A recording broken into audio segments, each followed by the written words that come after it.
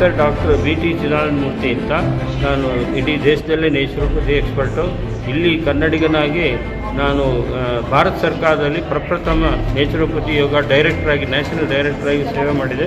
ಪೂನಾದಲ್ಲಿ ಮತ್ತು ಡೆಲ್ಲಿನಲ್ಲಿ ಸೇವೆ ಮಾಡಿ ಅಲ್ಲಿ ರಿಟೈರ್ಡ್ ಆದಮೇಲೆ 2002 ಅದಕ್ಕೆ ಮುಂಚೆ ಜಿಂದಾಲ್ ಹಾಸ್ಪಿಟ್ಲ್ ಇದೆ. ಅದಾದಮೇಲೆ ಕೂಡ ಜಿಂದಾಲ್ ಹಾಸ್ಪಿಟಲಿದ್ದೆ.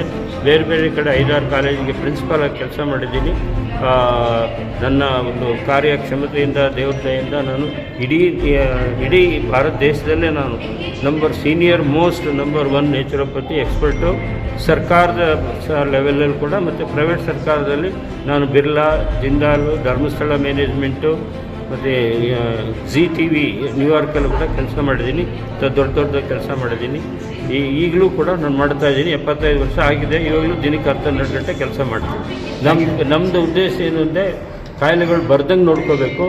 ಬಂದರೆ ಅದನ್ನು ಅತಿ ಶೀಘ್ರವಾಗಿ ಗುಣ ಮಾಡಬೇಕು. ಔಷಧಿಯನ್ನು ಬಿಡಿಸಿ ಉತ್ತಮ ಆರೋಗ್ಯ, ಬೆಟರ್ ಹೆಲ್ತ್ ವಿತೌಟ್ ಮೆಡಿಸನ್ನು ನಮ್ಮದು ಮಂತ್ರ. ಹಾಸ್ಪಿಟ್ಲಿಂದ, ಜನರಲ್ ಹಾಸ್ಪಿಟ್ಲಿಂದ ಸ್ಪೆಷಲಿಸ್ಟು, ಸೂಪರ್ ಸ್ಪೆಷಲಿಸ್ಟು ಹಾಸ್ಪಿಟ್ಲಿಗೆ ಮಾಡಬೇಕು. ಆರೋಗ್ಯವನ್ನು ಜಾಸ್ತಿ ಮಾಡಬೇಕು. 9811 907711. ನಮ್ಮದು ಹಾಸ್ಪಿಟಲ್ ಇರೋದು ನಂದಿ ಇಲ್ಲಿ ಕೆಳಗಡೆ ಇದೆ, ಊದನಹಳ್ಳಿ ಅಂತ. ಅಲ್ಲಿ ನಿರ್ವಾಣ ನೇಚರ್ ಹೀಲಿಂಗ್ ಅಂತ. ಇದು ನಾವು ನೇಚುರೋಪತಿ, ಪ್ರಕೃತಿ ಚಿಕಿತ್ಸೆ ಯೋಗ ಪದ್ಧತಿಯಿಂದ ವಾಸಿ ಆಗದಂಥ ಇನ್ಕ್ಯೂರಬಲ್ ಡಿಸೀಸ್ ಅಂತ ಕಾಯಿಲೆಗಳನ್ನ ವಾಸಿ ಮಾಡ್ತೀವಿ. ಸದ್ಯಕ್ಕೆ ಈಗ 30 ಬೆಡ್ಡೆಡ್ ಹಾಸ್ಪಿಟ್ಲ್ ಇದೆ. ಮತ್ತು ಅಲ್ಲೇ ಪಕ್ಕದಲ್ಲೇ 300 ಬೆಡ್ ಹಾಸ್ಪಿಟ್ಲು ರೆಡಿ ಆಗ್ತಾಯಿದೆ ಮೇ-ಜೂನಲ್ಲಿ. ಅದ್ರ ಪ್ರಕಾರ ಮಾಡ್ತೀವಿ. ಮತ್ತು ಈಗ ಅಂತಾರಾಷ್ಟ್ರೀಯ ಮಹಿಳಾ ದಿವಸದ ಪ್ರಕಾರ ಯುಕ್ತವಾಗಿ ಇವತ್ತು ನಾವು ಮಹಿಳಾ ಆರೋಗ್ಯದ ಬಗ್ಗೆನೇ ಮಾತಾಡಿದ್ವಿ. ಎಕ್ಸ್ಪರ್ಟ್ಸ್ ಎಲ್ಲ ಮಹಿಳಾ ಎಕ್ಸ್ಪರ್ಟ್ಗಳೇ ಬಂದಿದ್ದಾರೆ. ಹೋಲಿಸ್ಟಿಕ್ ಹೆಲ್ತ್ ಅಂದರೆ ಸಂಪೂರ್ಣ ಆರೋಗ್ಯ, ತಲೆಯಿಂದ ಕಾಲವರೆಗೂ, ಮತ್ತು ಮೈಂಡ್ ಆ್ಯಂಡ್ ಬಾಡಿ ಮೆಡಿಸನ್ ಅಂತ.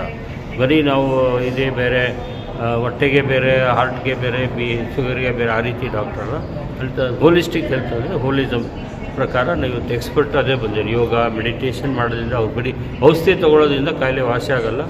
ಔಷಧಿ ಸರ್ಜರಿನಲ್ಲಿ ವಾಸಿ ಆಗದಿದ್ದಂಥ ಕಾಯಿಲೆಗಳನ್ನು ನಾವು ನಮ್ಮ ನೇಚುರೋಪತಿ ಯೋಗ ಅಂತ ಇಲ್ಲಿ ಹಾಸ್ಪಿಟ್ಲ್ಗಳಲ್ಲಿ incurable disease, allergic disease, chronic ಹಳೆ ಕಾಯಿಲೆಗಳನ್ನ ನಾವು ಗುಣ ಮಾಡ್ತೀವಿ.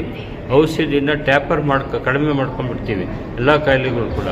ಇವಾಗ ಉದಾಹರಣೆಗೆ ಅಲ್ಲಿ ನಮ್ಮ ಹತ್ರ ಒಂದು 8 ವರ್ಷದ ಹುಡುಗನಿಗೆ ಇನ್ಸುಲಿನ್ ತೊಗೊಳ್ತಾ ಇದ್ದ. ಸಡನ್ನಾಗಿ ಬಂತವನಿಗೆ, ಅವ್ರು 21 ಯೂನಿಟ್ ಏನೋ 22 ಯೂನಿಟು ಶುರು ಮಾಡಿಬಿಟ್ರು ಇನ್ಸುಲಿನ್ನು.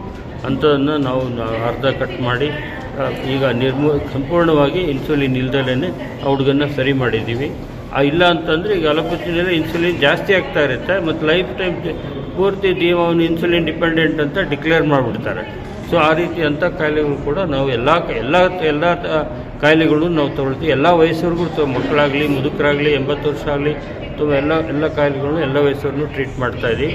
ಯಾವ ಕಾಯಿಲೆ ನಮ್ಮ ಕೈಲಿ ಆಗಲ್ಲ, ವಾಪಸ್ ಕೊಡೋದಿಲ್ಲ. ಎಲ್ಲದಕ್ಕೂ ಒಂದು ಇಂಪ್ರೂವ್ ಆಗುತ್ತೆ. ಸೈಡ್ ಎಫೆಕ್ಟ್ ಯಾವುದೂ ಇರೋದಿಲ್ಲ. ಆದಷ್ಟು ಮೆಡಿಸಿನ್ಗಳನ್ನ ನಾವು ಕಡಿಮೆ ಮಾಡ್ಕೊಂಡು ಬರ್ತೀವಿ ಬೇಗ. ಮತ್ತು ಸುಮಾರು 2-3 ವಾರದಲ್ಲಿ ಔಷಧಿಗಳನ್ನ ಸಂಪೂರ್ಣ ಗುಣ ಮಾಡಿಸಿ ಅವ್ರದ್ದು blood pressure, high blood pressure ಇರಲಿ, ಹೈ ಶುಗರ್ ಇರಲಿ, ಹಾರ್ಟ್ ಕಾಯಿಲೆಗಳಿರಲಿ, ಜಾಯಿಂಟ್ ಪೇಯ್ನ್ ಇರಲಿ, ತುಂಬ 100-150 kg 170 kgವರೆಗೂ ಬರ್ತಾ ಅಂಥವ್ರನ್ನೂ ಸರಿ ಮಾಡ್ತೀವಿ. ಮತ್ತು ಮಹಿಳಾ ಕಾಯಿಲೆಗಳು, ಮೈಗ್ರೇನು, ಹೆಡೇಕು, ಅಲರ್ಜಿ, ರಜೆಗಳಲ್ಲಿ ಕ್ಯಾಶುವಲಾಗಿ ಬರೋರಿಗೆ, ಅಂದರೆ 2-3 ದಿನ 3-4 ದಿನ ಬರೋರು ಪೇಷಂಟ್ ಎಲ್ಲ ಬಂದು ಆರೋಗ್ಯವಾಗಿ ಸುಮ್ಮನೆ ರಿಲ್ಯಾಕ್ಸ್ ಮಾಡಿಕೊಂಡು ಮಸಾಜು, ಸ್ಟೀಮ್ ಬಾತು, ಒಂದು ಅಲ್ಪಾಹಾರ, ರಸಾಹಾರ, ಶರೀರ ಶುದ್ಧಿ ಮಾಡ್ಕೊಳ್ಳೋದಕ್ಕೆ ವಾರದೊಳಗಡೆ 3 ದಿನ 4 ದಿನ ಬರೋರಿಗೆ ಟ್ರಂಕ್ ವೆಕೇಷನ್ಸ್ ಟ್ರೀಟ್ಮೆಂಟು ಕೂಡ ಕೊಡ್ತೀವಿ. ಮತ್ತು ನಿಜವಾದ ಪೇಷಂಟ್ಗಳು 1 ತಿಂಗಳು 15 ದಿನ ಇರ್ತಾರೆ. ಅಂಥವ್ರಿಗೂ ಎಲ್ಲ ಪ್ರಾಕೃತಿಕವಾದ ಜಲಚಿಕಿತ್ಸೆ ಇದೆ, ತಣ್ಣೀರು ಚಿಕಿತ್ಸೆ, ಬಿಸಿನೀರು ಸಿಗುತ್ತೆ, ಸ್ಟೀಮ್ ಬಾತ್ ಇದೆ. ಮತ್ತು ಮಸಾಜಲ್ಲಿ ಕೂಡ ನಾವು deep tissue massage, Swedish massage, heart stone massage, salt glow massage, ಈ ರೀತಿ ಮತ್ತು ವೈಬ್ರೋ ರೈಸ್ ಪೌಡ್ರ್ ಮಸಾಜು, ಈ ರೀತಿ ಒಂದು ಡಜನ್ ಮಸಾಜ್ಗಳಲ್ಲೇ ಇದೆ. ಮತ್ತು ಎಲ್ಲ ಮಣ್ಣಿನ ಚಿಕಿತ್ಸೆ, ಕಟಿ ಸ್ನಾನ, ಹಿಪ್ ಬಾತು, ಸ್ಪೈನಲ್ ಬಾತು, ಈ ರೀತಿ ಎನಿಮಾ ಮತ್ತು ಕೋಲನ್ ಥೆರಪಿ, ದೊಡ್ಡ ಕರಳು ಕ್ಲೀನ್ ಮಾಡೋದು, ಸಣ್ಣ ಕರಳು ಕ್ಲೀನ್ ಮಾಡೋದು, ಸ್ಟಮಕ್ ವಾಶ್, ಹೊಟ್ಟೆ ಆಮಾಶಯವನ್ನು ಕ್ಲೀನ್ ಮಾಡೋದು, ಜಲ್ನೀತಿ, ಮೂಗನ್ನು ಕ್ಲೀನ್ ಮಾಡೋದು, ಮತ್ತು ಕಣ್ಣಿನ ಐ ವಾಶ್ ಮಾಡೋದು, ಈ ರೀತಿ ಎಲ್ಲ ಒಂದು ಶರೀರದ ಒಳಗಿನ ಒಂದು ಸ್ವಚ್ಛತೆಯನ್ನು ನಾವು ಮಾಡ್ತೀವಿ. ಅದಕ್ಕೆಲ್ಲ ಉಪಚಾರಗಳನ್ನು ಕೊಡ್ತೀವಿ. ಯಾಕೆಂದರೆ ಹೊರಗಡೆ ಸೋಪು ಕ್ರೀಮು ಪರ್ಫ್ಯೂಮು ಹಾಕ್ಕೊತಾರೆ, ಅದರಿಂದ ವಾಸನೆ ಬರುತ್ತೆ. ವಾಸನೆ ಇಲ್ಲದ ಥರನೇ ಬಾಡಿ ಮೇಂಟೈನ್ ಮಾಡ್ಬೋದು. ಅದು ನಮ್ಮ ಪ್ರಕೃತಿದತ್ತವಾದ ಆರೋಗ್ಯ, ಪ್ರಕೃತಿದತ್ತವಾದ ಆಹಾರ, ಪೇಯಗಳು ಎಲ್ಲ ಒಂದು ಯಾವುದೇ ಆರ್ಟಿಫಿಷಿಯಲ್. ಇವತ್ತು ಇನ್ನು ಮಧ್ಯಾಹ್ನ ಊಟ ಕೊಟ್ಟು ಅದರಲ್ಲಿ ಯಾವುದೇ ಒಂದು ರಿಫೈನ್ಡ್ ಆಯಿಲ್ ಇಲ್ಲ, ಮೈದಾ ಇಲ್ಲ, ವೈಟ್ ಶುಗರ್ ಇಲ್ಲ, ವೈಟ್ ರೈಸ್ ಇಲ್ಲ, ಆ ರೀತಿ ಸಂಪೂರ್ಣ ಆಹಾರ ಹೋಲಿಸ್ಟಿಕ್. ಸಿರಿಧಾನ್ಯದ್ದು ನಾವು ಬಿಸಿಬೇಳೆ ಭಾತ್ ಮಾಡಿದ್ದು. ಸೊ ಆ ರೀತಿ ಆಹಾರದಲ್ಲೇ ಬದಲಾವಣೆ ಮಾಡಬೇಕು. ಈಗೇನು ಆಹಾರದಲ್ಲಿ ಕಮರ್ಷಿಯಲ್ ಆಗಿದೆ, ಅಕ್ಕಿ ಬ್ರೌನು ಕೆಂಪಿದಾದನ್ನ ವೈಟ್ ಮಾಡಿ ತಿಂತೀವಿ, ಈ ಸತ್ವ ಎಲ್ಲ ಹೊರಟೋಗಿರುತ್ತೆ ಅದರಲ್ಲಿ. ಸೊ ಸಂಪೂರ್ಣ ಆಹಾರದಲ್ಲಿ ಎಲ್ಲ ಹೋಲಿಸ್ಟಿಕ್ ಇರಬೇಕು. ಆದಷ್ಟು ಹಣ್ಣು ಹಂಪಲುಗಳು ತೊಗೋಬೇಕು, ಮೊಳಕೆ ಕಾಳು ತೊಗೋಬೇಕು, ಮಜ್ಜಿಗೆ, ಮೊಸರು ಇತ್ಯಾದಿ ಪ್ರಾಕೃತಿಕ. ಆದಷ್ಟು ಈ ಅನ್ಯಾಚುರಲ್ ಫುಡ್ ಏನಿದೆ, ಎಲ್ಲ ಪಿಜ್ಜಾ ಮತ್ತು ಕೆಂಪಗೋಲ, ಕೋಲ್ಡ್ ಡ್ರಿಂಕ್ಸ್, ಆರ್ಟಿಫಿಷಿಯಲಿ ಕಲರ್ಡ್, ಅದರಲ್ಲಿ ಕಲರ್ಡು, ಫ್ಲೇವರ್ಡು, ಬ್ಲೀಚ್ಡು, ಡಿಹೈಡ್ರೈಸ್ಡು ಎಲ್ಲ ರಾಸಾಯನಿಕವಾಗಿರ್ತವೆ. ಅದರಿಂದ ನಮಗೆ ಈಗೇನಾಗಿದೆ ಅಂದರೆ ನಮ್ಮ ಆರೋಗ್ಯ ಸರಿ ಇಲ್ಲ, ಗಾಳಿ ಸರಿ ಇಲ್ಲ, ನೀರು ಸರಿ ಇಲ್ಲ, ಮತ್ತು ಹಾಸ್ಪಿಟ್ಲ್ಗಳು ಜಾಸ್ತಿ ಮಾಡ್ತಾ ಇದ್ದಾರೆ. ಈಗ ಜಾಸ್ತಿ ಮಾಡಿದಷ್ಟು ಪೇಷಂಟು ಜಾಸ್ತಿ ಆಗ್ತಾರೆ ಹೊರತು ಕಾಯಿಲೆಗಳು ಪೇಷಂಟ್ಗಳು ಕಡಿಮೆ ಆಗ್ತಾ ಇಲ್ಲ.